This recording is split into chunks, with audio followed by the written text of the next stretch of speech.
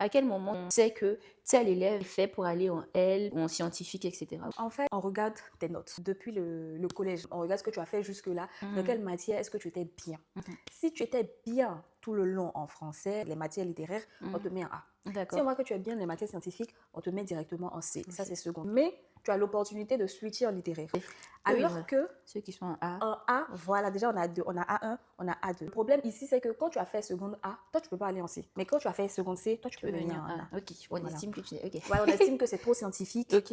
Donc, tu n'as peux pas les pas. compétences. Exactement. Tu n'as pas les compétences pour aller. Maintenant, moi, la question que je me pose, c'est est-ce que finalement, je n'ai pas été matrixée? D'accord. Parce que, vu que vous m'avez mis dans une série littéraire, moi aussi, je me donne à fond dans cette série-là pour évoluer dedans. Ouais. Mais vous ne connaissez pas finalement mes compétences en scientifique. Oui. C'est d'ailleurs pour ça que moi, j'ai fait A1. Parce que je me souviens que j'avais l'opportunité d'aller en D. On m'avait proposé d'aller en D. Donc, c'est là que je me suis dit, mais finalement, je peux plus, ça sert à rien parce que dans ma tête, je me suis dit, j'allais échouer. Vous m'avez tout le temps fait dire que je suis littéraire et que j'ai avancé comme ça. Vous ne pouvez pas venir maintenant en seconde me dire que je peux aller en première D.